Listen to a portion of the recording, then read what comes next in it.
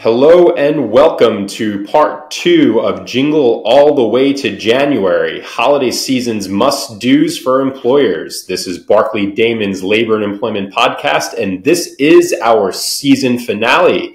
My name is Lee Jacobs, and as always, I am, not as always because she's back, thankfully so much, but I'm joined by my colleague and partner, Rosemary and Lee. Good morning, Rosemary. Good morning, Lee. I'm glad to be back, and it's great to see you on this gorgeous day. I'm in Studio B. I think many of you have heard me refer to that here in Buffalo.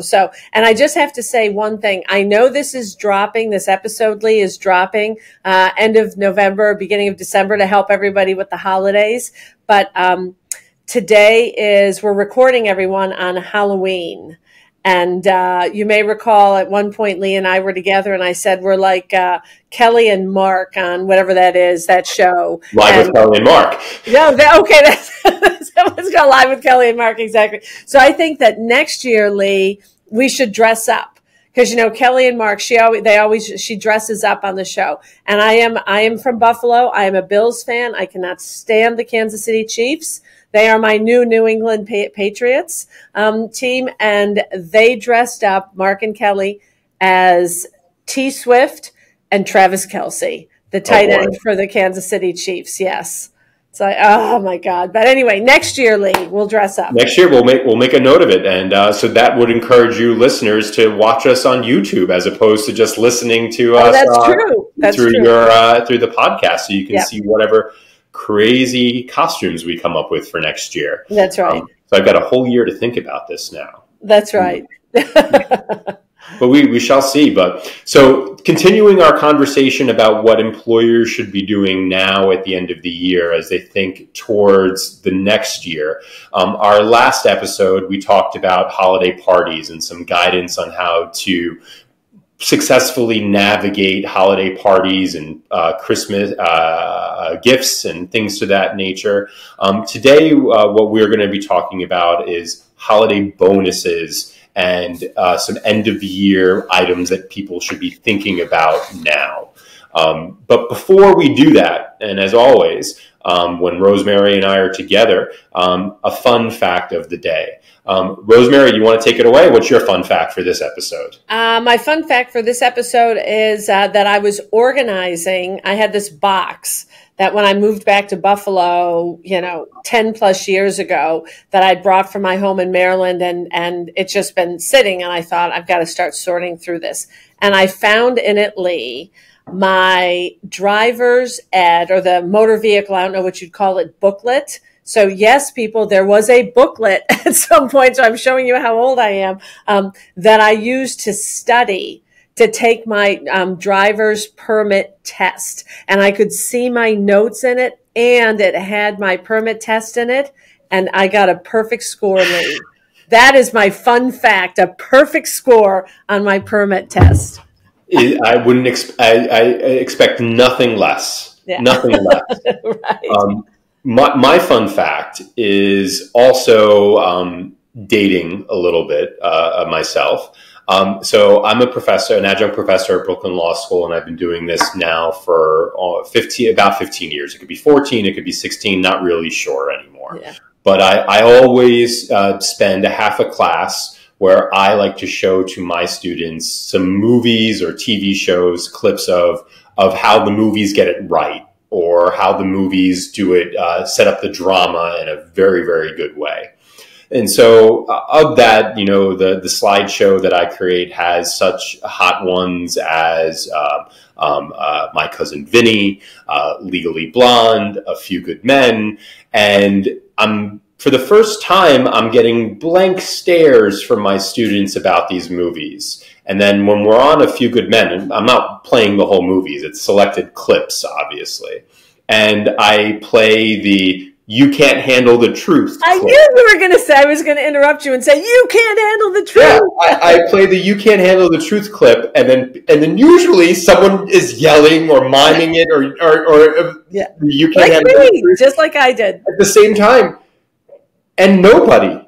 I just get blank stares, and I'm like, has anyone seen A Few Good Men? Nobody raised their hand.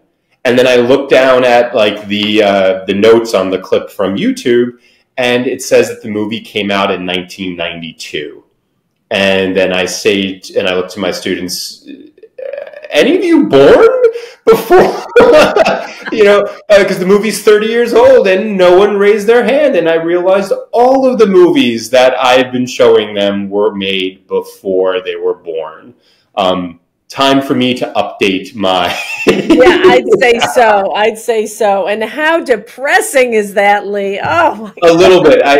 That was up there with learning that that the older an older worker under federal law is considered anyone who's over the age of 40. When I learned that fact, that fun fact, just up there with being just as depressing as that. Yes, so, agreed. So now turning to our agenda for the day. Holiday bonuses, end of year bonuses. So what we're talking about here is not salary, not something that people receive on a regular basis. These are the gifts, the money, the cash, the whatever that your employees receive at the end of the year. And what we hope to impart with you today is how to set up a system that is fair and equitable and clear to all of your employees so they know what they're getting, they know why they're getting it, and they know how they're getting it. Well, and the other thing I'd add to that, Lee, is also to ensure that what you're doing, and I'm not going to say it as eloquently as you did, Lee, but that that you're not opening the door to a potential discrimination charge. You did, or a disparate treatment. You treated people differently, and we'll talk about what we mean by that in a minute. Because you can think you're doing all the right things, but then all of a sudden you've got some people who are out on leave, and you treat them differently, and you've got a problem. Exactly. So, yeah. Exactly. And you've all heard me say this so many times before, no good deed goes unpunished. That's right. So I think the first thing as we talk about holiday bonuses, the first topic we should talk about is eligibility and fairness. So the very first thing is there should be very clear communication to your staff as to what is the criteria for receiving a bonus. So this means, is your criteria for bonus tenure? Is it performance? Is it individually based performance? Is it department-based performance? Is it company-wide performance? Communicating those metrics to your staff will eliminate confusion, as what Rosemary said, because ultimately what we try to do is to prevent the problem before it happens. And here it's going to be someone saying, I should have received a bonus and I didn't, or they received more than I did. And then you're opening yourself up to challenges. And the first way to prevent that is to have clear communication to your staff as to what the criteria are.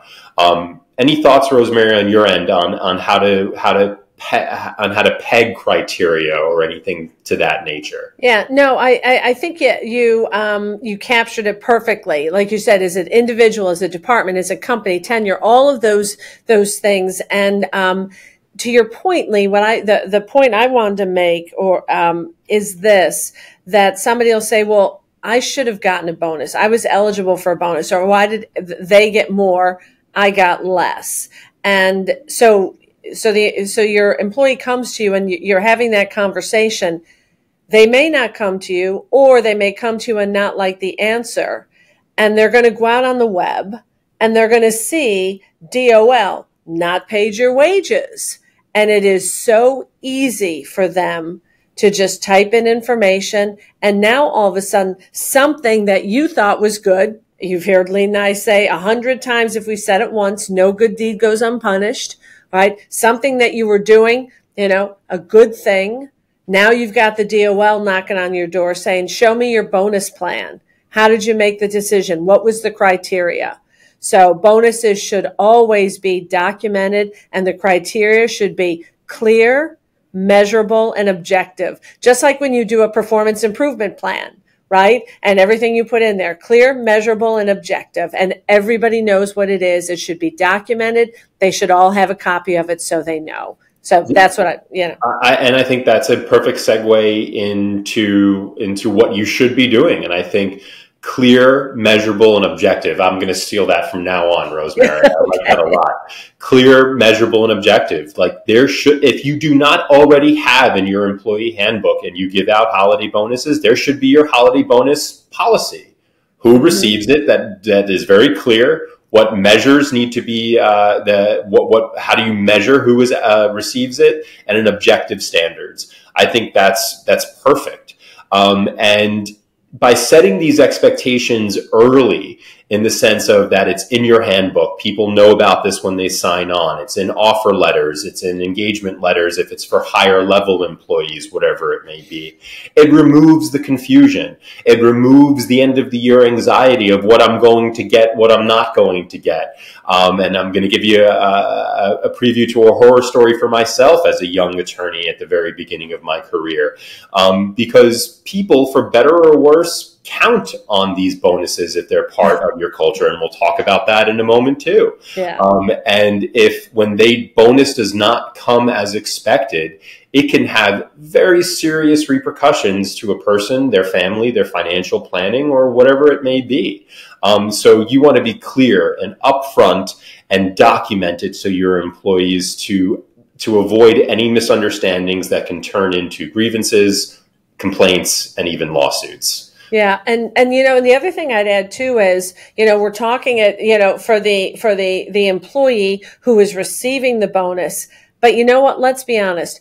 We're trying to make your lives easier. Those who are listening to us are probably the individuals who will be calculating and administering those bonuses, right? Looking at the criteria and making the determinations. And so, by having those clear, measurable, and objective, your policy, it makes it so much easier for you, right? And it makes it easier. It's easier for you to, as I said, administer. It also, hopefully, and in theory, prevents a revolving door of people coming in saying, where's my bonus? Why didn't I get a bonus? Why was I only paid this much? You're wrong.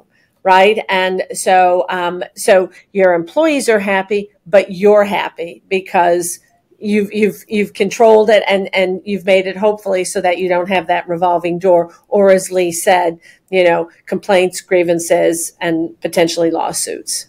It's because when you mess with people's money, that is the surefire way to get under someone's magnifying glass for inspection.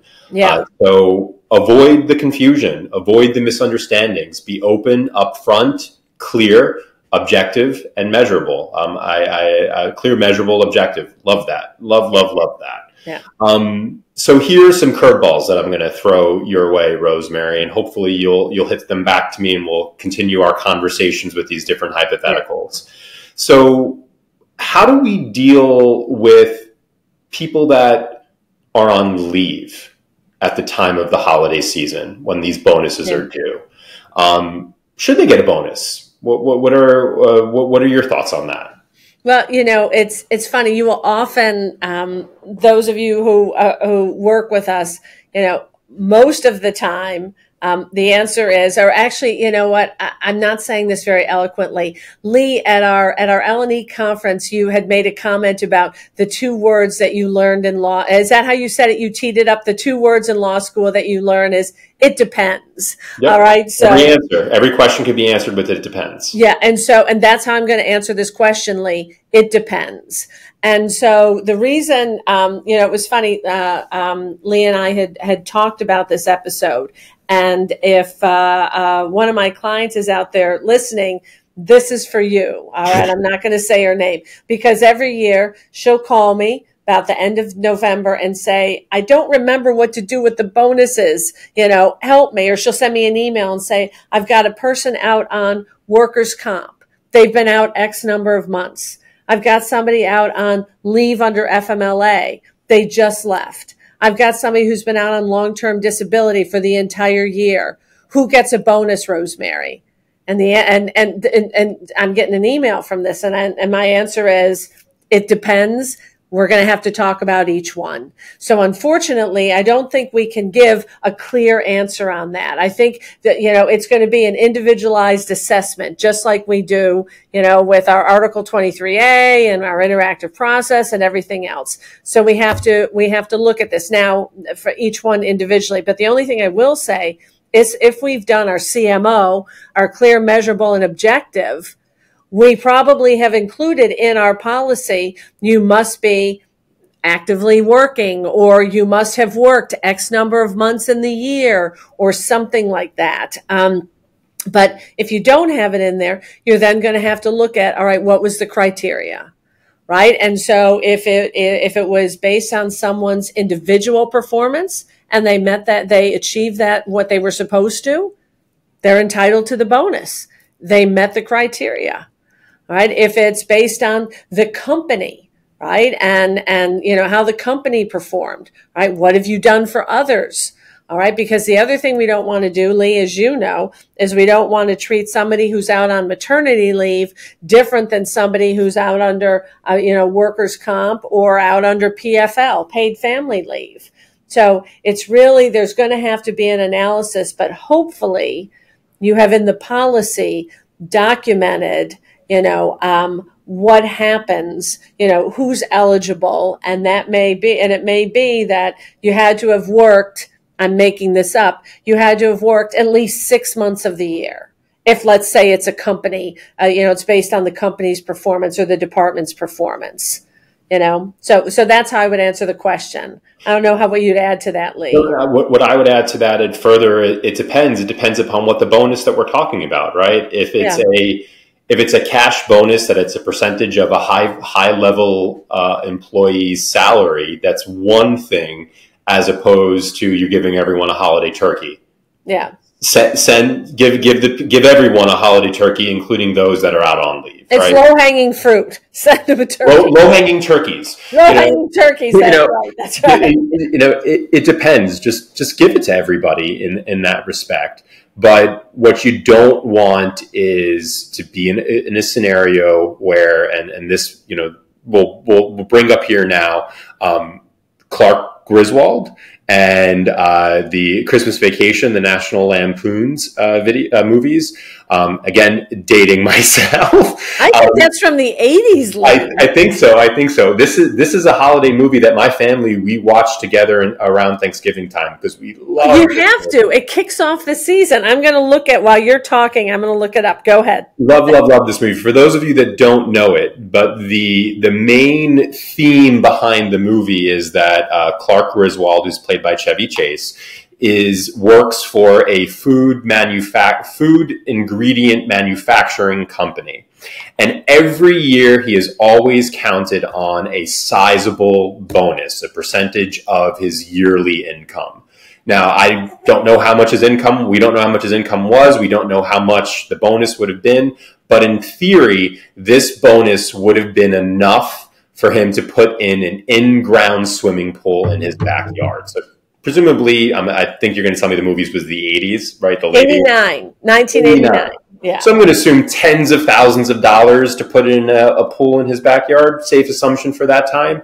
And the bonus is late, and then it winds up being a Jelly of the Month club as opposed to a cash bonus, and Clark snaps. And a whole ensuing comedy of errors starts to happen. You don't want to have that happening to your employee. There's a kidnapping list, listeners. You don't want to be kidnapped. Right.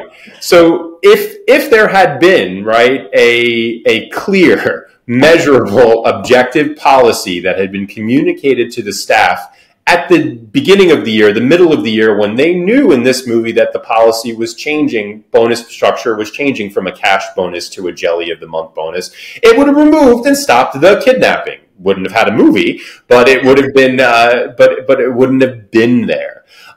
So it's something that we need to take into consideration here as to what we communicate and tell our employees, and make sure to be open and forthright with them. Anything to add to that, Rosemary, if anything on your part? No, I don't think so. I think that's it. So again, it's gonna require an analysis. And Lee and I will occasionally say, pick up the phone and call us. If you're not sure, pick up the phone and call us, because it is tricky. There is no, bright line rule for you here, as particularly when you've got people who are out on leave, and if you don't have a policy that is documented. Because what you don't want is to be kidnapped. Yes, that's right. Exactly. So there are different types of bonuses, that we've talking about. We've alluded Jelly of the month. Jelly of the month. We've talked about the turkey, the cash bonuses. But each of these bonuses come with them different taxing implications. And I in no way hold myself out as a tax lawyer or a tax expert, and I fully say to all of our listeners that you should speak with whoever your tax professional is to understand what the unique taxing implication is of whatever bonus you give to your staff. But that's something you need to keep into consideration and think about here, because you may have a policy where you've got now your hourly staff members that's saying, oh, wow, I'm going to get $1,000 bonus at the end of the year, and that's a lot of money. And then when their check shows up, it's only $500 after taxes are taken out or something to that extent. You got to be thinking about these things when we're playing along with this. Anything to add to that, Rosemary, before we try to probably butcher, but explain to the best of our ability, something called the de minimis fringe benefit analysis from the IRS? Exactly. I know. I was going to start talking about that. Please, please take it away. No. You can start with it. But no, I don't have anything. I don't have anything to add to that. But like you said, other than think about it. If people are thinking, again, in that policy, I'm getting $1,000. There's a big difference between $1,000 and $500. So again, it's that less lawful deductions and withholdings, that goes right in there. So anyway, go ahead. De minimis. And so what I've seen, right, to combat that idea of, we don't want the taxes to be taken out, so I'm just going to give you a gift card. I'll give you two $500 gift cards. Is that gift card taxable? Maybe, and it depends. I was going to say it depends. It depends. So I'm reading here straight from the IRS's bulletin called the de minimis fringe benefits. In general, a de minimis benefit is one for which, considering its value and the frequency with which it is provided, is so small as to making accounting for it unreasonable or impracticable. De minimis benefits are excluded under the IRS code and are not taxable. These include items such as occasional snacks, coffee, donuts, occasional tickets. Notice the word occasional being used here, not something that's regular and all the time. Holiday gifts, occasional meal money or transportation expense for working overtime. Flowers, fruits, books provided under special circumstances, Jelly of the Month Club, things to that nature. In determining whether a benefit is de minimis, you should always consider its frequency and value. And then the last line that I'm going to read from this is, the IRS has ruled previously in a particular case that items with a value exceeding $100 could not be considered de minimis even under unusual circumstances. So in theory, that $1,000 gift card, even though it is occasional, one time, is not de minimis. Exactly. That's what I was going to say. And neither are the two 500s. Exactly. Or the 10 100s. I was going to say, or the 10 100s. That's exactly right. Yep. Not de minimis. So speak with your taxing professionals, your whoever is that helps you guide yourself through this, because what the last thing you want is, one, your employees to have a taxing issue because of something you gave them, and lastly, you don't want to have a taxing issue because of something you gave to your employees. So think about these things. So clearly, that holiday turkey, an occasional gift, not going to be taxable. Yeah. That $1,000 gift card could be. I would say it probably is. Yeah, I agree with you. You know, and I'd say, you know, the Starbucks gift card for $25 or $35 or $40, I'd say it's not. De minimis. I'd say it's de minimis, and that you're free and clear. Go ahead. Yeah, you know? I'm on the same page with you on all of that. I think that $100 is the threshold. That's right. Really where it's coming from, because in theory now, everything we do should be accountable in the sense of, you know, you should know if your staff if you're purchasing $500, $100 gift cards, there's going to be a line item in some budget somewhere, right? People are going to know about these things. And it's easy to account for it, because that line that you read from the IRS, you know, if it's not practicable, you know, to have to go through and track it because it's so small. But like you said, 5, 25, 100 of these, no, there's a line item somewhere. Exactly. So what about this, Lee? I'm going to throw this out. Sure. So everybody knows Lee and I like to throw things to each other. So what about if somebody says, okay, well, you know what? I'll do this. I will give them cash instead. I won't do the gift certificate. All right. So I'll just give them cash on the, you know, what is it? The down low. Under the table. I'll slide an envelope under the table to them. Yeah, here you go. I'm going to give everybody, you know, and remember, that's what happens. That came to me because that's what happens in Christmas Vacation, right? He gets the envelope. The courier brings it to the house. He holds the envelope. The whole family's standing there, and he's getting ready to pull it out. He's expecting a check with the dollar amount, and it's, of course, the jelly of the month. But it's the same thing. You get the envelope. It's got the cash in it. All right, what about that, Lee? So as a lawyer, I can never take off my lawyer's hat, but to turn it to the side here for a little bit, no one will know, obviously, that is happening, but I'm still wearing my lawyer's hat, and the IRS makes it very clear, and I'm reading from the bulletin here, cash is generally intended as a wage and usually provides no administrative burden to account for. So the IRS is very clear. If you're giving a cash benefit that you're hoping to avoid this whole system, you are avoiding the whole system, and you and your employee could wind up in trouble with the IRS for unpaid taxes. Yeah. And that's the significant thing there, Lee, is that it's both. Right? Because you're giving cash and you're like, here, I'll give you this cash so we don't have to deal with this other. So, as you know, all these other issues, and you do have to deal with those issues. And now we've got potential exposure for both.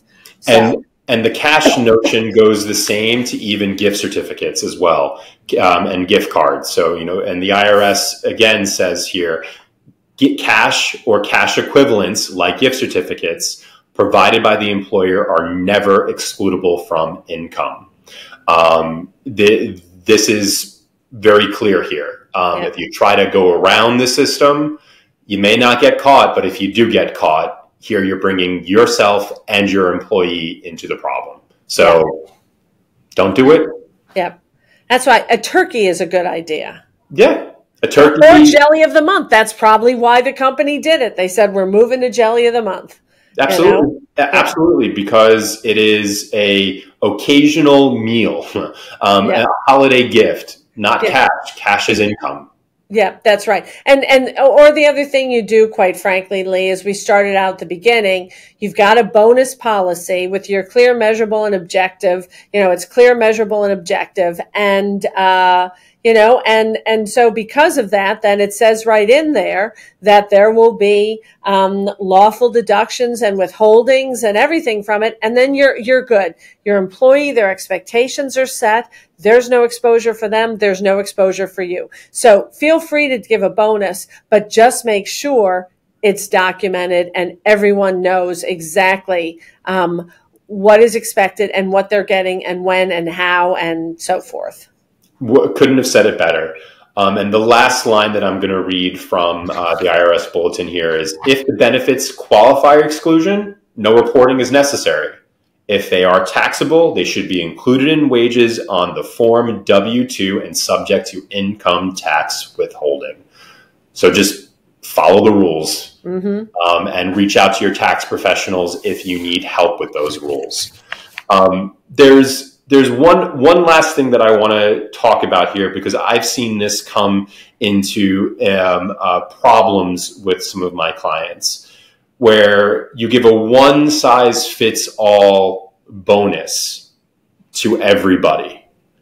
That causes problems necessarily for your high performers, that they're saying they got the same amount of same thing as their a low performer, or a mediocre performer, or an okay performer. Or the new hire. I've been here all these years, and this is what I get, and it's the same as this person who's been here 2 years.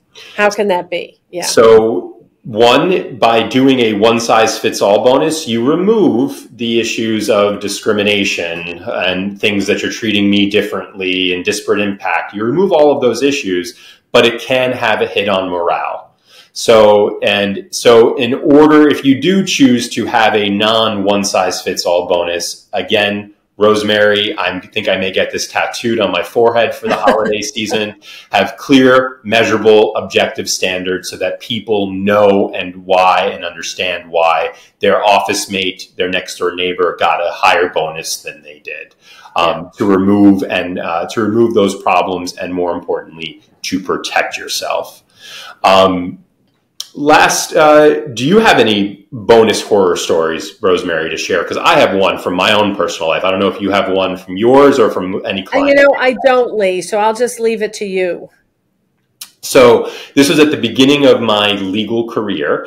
There was always, we knew that there were bonuses that came at the end of the year, but there was no clear, measurable, or objective standards as to what you would get. And there was a holiday party every year, and you found out what your package was for the next year right before the holiday party started. And you also received your bonus check right before the holiday party started. Now that could be a real downer, Lee, depending on your situation. This year, it was a real downer because everybody across the firm got $100 as their bonus. The firm was following the rules. I see this now based upon what we were talking about. The check was there ready for the $100, but it had every tax and withholding and deduction set into place. And after everything was taken out, I think I walked home with like $73. You can't even buy a meal in New York City for that. I think I spent it on scratch-off lotto tickets or something like that to try to push my luck, press my luck. So the point here is that what I make with this one, this necessarily wasn't a horror story, but it was that which he's known for with his stories. Absolutely. My employer, my former employer there, had good intents. The budget didn't have, this was also during the Great Recession, late 2000s or so. The budget wasn't there for large bonuses, but they gave something. But think about it before you actually do it. Have people in the room and understand, is this going to send the right message? Because maybe a holiday turkey would have been better, right, than a $73 check. So just think about those things. Even though you may follow all the rules, you may do everything correctly, have no disproportionate impact, but are you sending the right message? Yeah. Just think about that and talk to your staff, talk to your leadership, and come up and craft the right solution. Yeah, you want people to feel good about it. And it $73. And it didn't necessarily set us up for success for the holiday party as we moved into it to the next stages. Okay, last thing to talk about, Rosemary, and then we're going to call it a year. Call it a year. I can't believe it.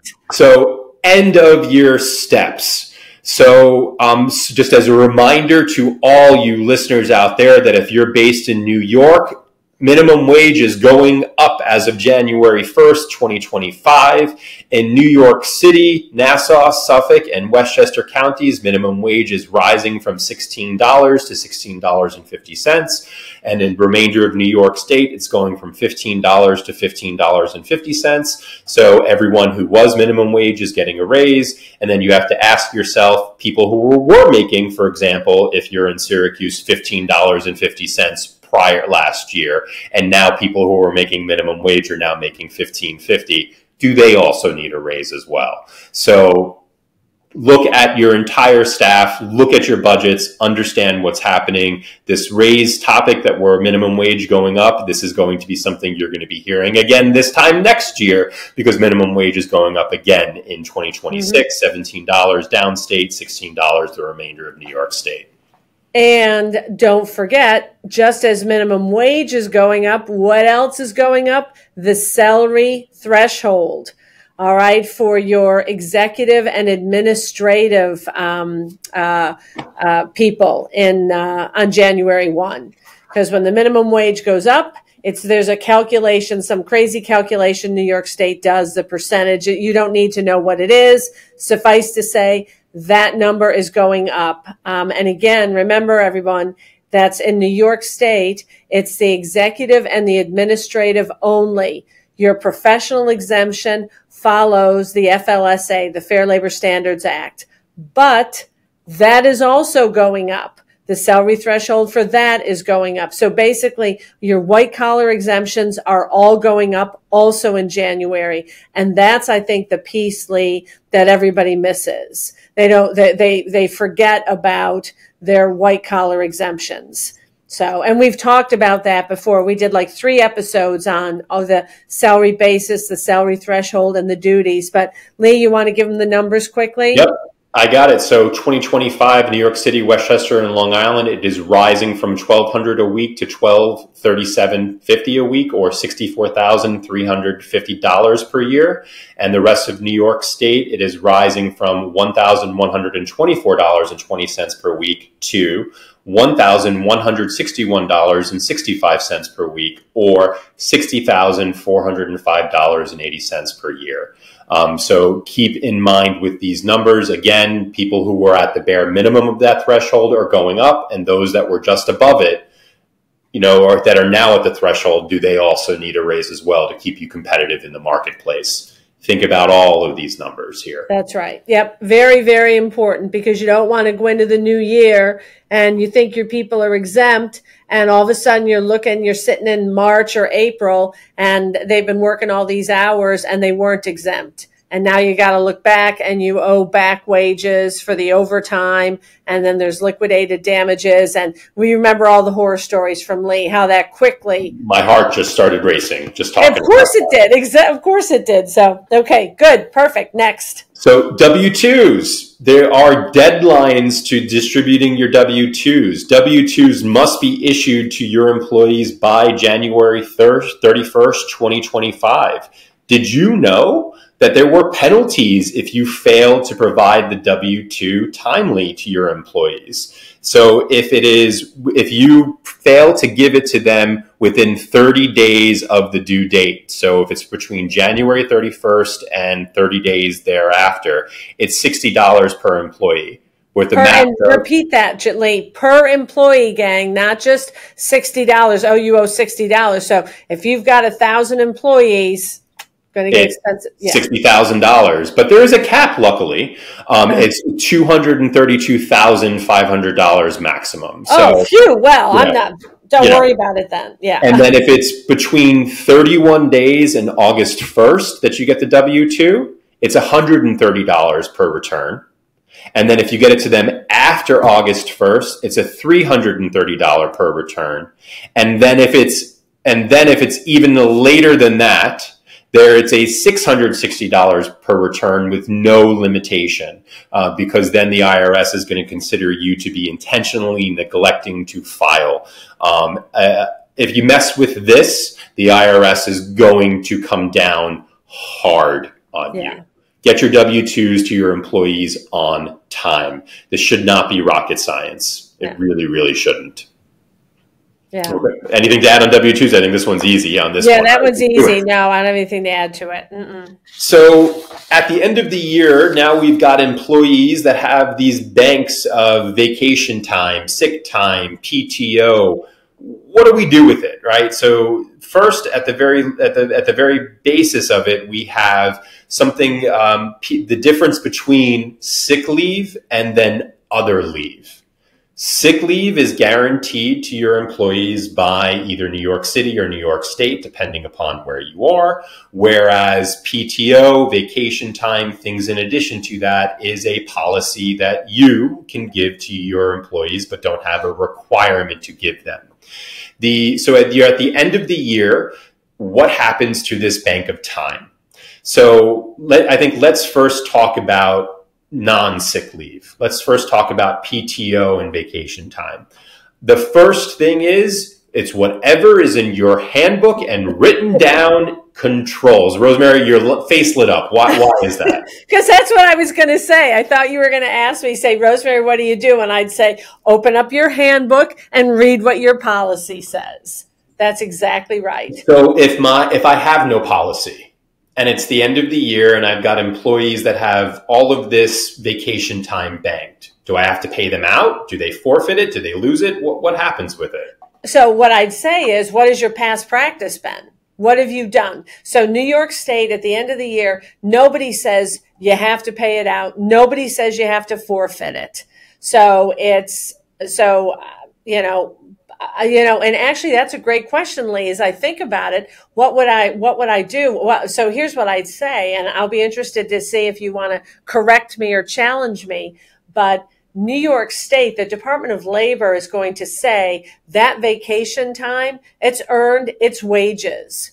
So I can't just, if I don't have a policy, I can't just say, well, too bad, too sad, you're forfeiting it now. Or I'm taking it away because it's wages. So I agree. Yeah, I agree that the general you're going to have to carry it over. Yep, and I would look back to past practices. Yeah, exactly. Yeah, the first thing. So ultimately, what we're getting at here is if you have a use it or lose it policy, right? If you want your employees to use their PTO, their vacation time, or lose it, it needs to be in writing in a policy that everyone gets. If not, I agree with you, Rosemary, 100%. The Department of Labor will consider that a wage and you should just roll it over to the next year.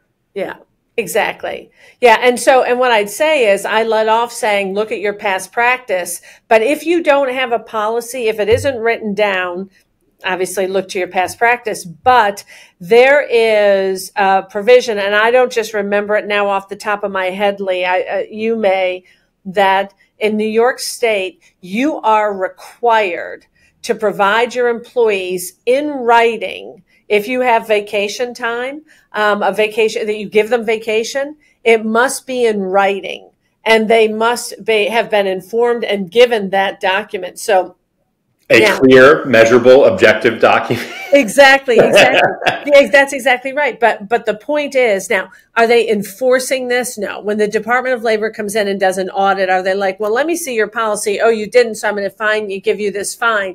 That isn't, I don't believe, I've never seen that happen. And I suppose there could be something, maybe some record keeping violation that they would slap you with. But at the end of the day, you are required to have your vacation policy, the time off policy. It must be documented and it must be given to the employees. All right. Just like the sick policy and the paid family leave, it is no different than any of those. So if you're listening and you're like, when people start here, we're like, hey, you got 40 hours, take it. And if you haven't used it by the end of the year, you lose it. No, it's not going to fly.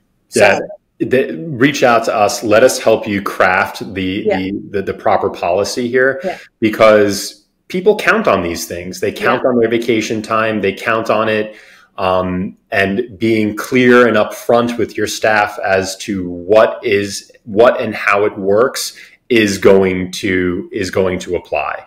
But if you clearly want to enforce a use it or lose it vacation policy, it must be in writing and your staff must have it. Otherwise, I'm going to go with it can't be forfeited.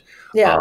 It has to be rolled over or maybe even paid out under some. Oh, yeah, exactly. Or maybe paid out. That's exactly right. I agree. Particularly if you have your employee, if it's an accrual based system, if your employees earn 1 hour of vacation time for whatever measurable thing, they've earned it. It is now theirs. They've banked it. It's not something that you've given to them out of the goodness of your heart that you can take away with the goodness of your heart. This is tricky, but make sure, and it's a good reminder that to look at your policies and to update them to make sure they're in line of what they need to be. So moving on from vacation and PTO time, we have sick leave, and sick leave is given to employees either through New York State or New York City. And depending upon the size of your business, the number of employees that you have, your employees are eligible for either 56 hours or 40 hours per year of sick leave. And sick leave is given to your employees in one of two ways. They either are front-loaded that amount, they're given the 40 or 56 hours upon starting of employment, or they accrue it over the course of the year at the rate of 1 hour of sick leave for every 30 hours worked. So what do we do in the scenario where we're at the end of the year, where your employees have a bank of time? They've got all these hours sitting in the bank, either 40 or 56 or a number less than that. The first thing is your employees can carry over that time into the next year. So if you have a front load basis system and you've got an employee that had earned 40 hours on January 1st, 2024, and they will now carry over 40 hours into 2025 and have 80 hours in the bank. But fear not, that doesn't mean your employees will be eligible for 80 hours come January 1st. You can still set a limit that they can only use 40 hours in a given year. Or if you have 56 hours as your baseline, they can use 56 hours per year. But the question is do you have to let them roll over the time? And I think, Rosemary, you and I went back on this, and this is why I'm so happy you're here, because you helped me understand the rule here, and the practice of law is open book, dear listeners. Mm-hmm. And the answer is, no, you don't have to let your employees carry over the time, but there's a big but. Yeah. There's a big but. The first is you got to pay out whatever they've got in the bank, and you have to start them over again the next year with the amount of hours that they had before. So the question is, why? Why would you want to go down that process? And I can't think of a good reason why you would want to pay it out at the end of the year. Can you think of any good reason for that, Rosemary? No, I can't. So it's really up to you, dear listeners, to decide what you want to do with your policy. But again, as we always say, it needs to be documented. All right. So again, and when we say, pay it out, yes, you can pay it out, or you let the person take the time, right? They take the last 3 or 4 days or whatever it happens to be at the end of the year as their sick time. But you would say we're going to pay it out and front load. So, and this is your decision, not the employees, or you give the option of, so you can get the payout or you can carry over. But the employees is always going to take, well, give me the payout, because they know they can't use more than the 40 or the 56 they're given. So I can't imagine why they would pick that. So they're always going to pick the other. So it's very strange to me. The whole thing is strange to me, but yes, pay it out or carry it over. And as a reminder, you need to have on your pay stubs the amount of time that your employees have in the bank, that they've banked throughout the year, so they know what they have. And that's a good transition to some just very quick end of year things that you should be thinking about. Actually, Lee, hold on just very quickly. One last thing, because we were talking about paid time off, and we said when somebody at the end of the year, what happens? We talked about the vacation policy. let me just say one thing, and we talk about use it and lose it and all of that. With this sick time, if you're sitting there and thinking, oh my gosh, if people are carrying over and all of a sudden they've got 100 after 3 years, 120 hours of sick time, do I have to pay that out when they leave? My gosh, that's really cost prohibitive, Rosemary and Lee. No, you don't. New York State has very clearly said sick time does not get paid out. So again, as Lee said, the reason the carryover was put in place was so that someone on January 1, if there was an accrual method, would have sick time if they got sick on January 1 and had not accrued any sick time. So yes, it's a pain in the neck for you to have to carry all of that, that liability, but you're still only going to limit how much time they can use in a year. And hopefully you're using a payroll provider that is automating this process for you. And it's on because, again, the pay stub needs to have what your employees have in the bank. And this should be a fairly automated process. And if you need help figuring that out, please reach out to us. We're here to help you. But, speaking of payroll providers and things to that nature, think about, it's not a bad idea. We talked about W-2s that need to give to your employees. Maybe it's a good idea to give to your employee a year-end summary, just some type of document that says the number of hours that they've worked, how much they've made, how much PTO they have, how much sick time they have, something in one document so everyone knows where they stand walking into the new year. And speak with your payroll company. Speak with your payroll company, your payroll department. Make sure that you're geared up and ready for the W-2s. You're ready for the raises that are about to come and the new documentation that must go out when people get more money, depending upon what industries you're in. Verify that your software, payroll software, is up to date and can handle any new compliance issues that are going on. Remember your payroll company, bad data in, bad data out. Check in with them. Make sure they know that minimum wage is going up, because they may not know, because some of our payroll companies are national and don't have their fingers on the pulse of what's going on in New York State. And then finally, this is a good time of year to audit your practices. Go through your personnel files, see that if things that are supposed to be where they're supposed to be, I-9 separate, medical records separate from the personnel file. See that you have all of the paperwork that you're supposed to have, because now is a good time to fix those errors under the guise of it's a new year, so we're just redoing documents rather than we're trying to fix problems that have accrued over the course of the year. Here's a good time to fix any mistakes that have happened over the course of the year. And we're happy to help you with that, because an ounce of prevention goes a long, long way with all of these processes. And I want to add two things. The first is I love Lee's suggestion of the year-end payroll summary for all the reasons he stated. And what I'd also say is I'd have my employees sign off on that. Here, we're giving it to you. Look it over. Let us know if you have any questions. And then document, no questions received or they've reviewed it, so that if we end up with a DOL audit, all of a sudden we have an employee saying, well, I had all this overtime. I wasn't paid for meal periods. I wasn't this or that. And you say, well, wait a second.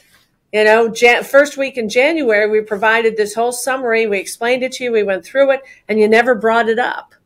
Okay. And, well, by the way, I have this little notebook here that I kept track of all year, but I didn't tell you.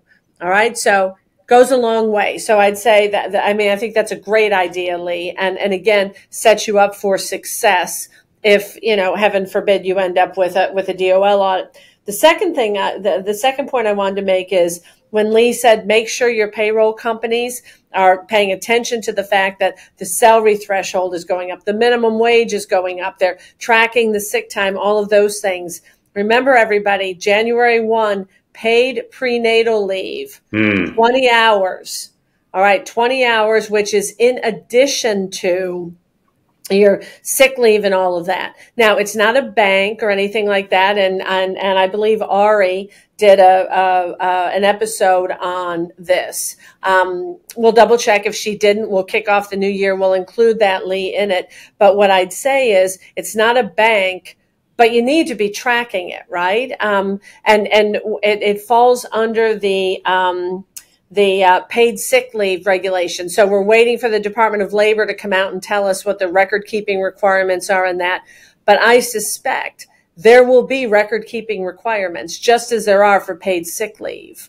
All right. So as we know, I think, what is it, Lee? Is it like within 3 days or something, if someone asks for their information, you have to be able to show them, this is how much you earned, this is how much you've used. So I suspect there will be something similar for paid prenatal leave. So you're going to want to check with your payroll company, because you want to make sure they have a designation that they are ready for that come January 1. And that is a good and final segue to what our next season is going to be looking like, listeners. So we've heard from you. We've heard your feedback on topics and other things that you want to hear from us, and we're going to be incorporating that into our new season that's going to be dropping in January of 2025. We're going to be having special guests. Other people come into our conversations that are subject matter experts on various other topics and different practice areas. So while I enjoy very, very much my conversations with Rosemary, we're going to be opening this up hopefully to other members of Barclay Damon. You can meet more members of our team and see what expertise that they can bring to you and to your business, and particularly as it applies to labor and employment practices. But we will be kicking off the new year with it's 2025. Here are the things you need to know for the start of the new year. That is going to be one of the very first episodes. So please take a look out for that. And then if there are things and topics that you want to hear and know about in that episode, message us, email us, comment, whatever it is, smoke signals, whatever. We're here. We're here. We listen and we thrive off of your feedback. Please subscribe to our podcast on whatever platform you use. Like us, give us the thumbs up, whatever it may be, and engage with us because we love it. And with that, I wish, even though it's Halloween here, I can still say happy holiday because it's a happy holiday, Rosemary. Yep. But happy holidays, dear listeners. Happy New Year. I wish to all of you a bright and healthy and prosperous 2025 as we all continue to work together to make sure that we have fair, equitable, and good workplaces. And with that, Rosemary, I turn it off to you for some closing thoughts for our first season together in this adventure of the podcast. I know, and I didn't prep anything, and I would have liked to have. So I'm sorry. That's all right. That's all right. You know what? I think I'll just say to everyone, happy everything and merry always. All right? That's something else I'm going to steal. There you go. Happy everything and merry always. I like that. That's right. Yeah. All my best, Rosemary. Thank you again. It's been a real pleasure this past year working with you on this and everything else that we do together. Yeah. And I look forward to what's to come. All right. Take care. We'll see you all in 2025. Thank you, everyone. The Labor and Employment Podcast is available on barclaydamon.com, YouTube, and all your favorite podcast streaming platforms. Like, follow, share, and continue to listen. Thanks.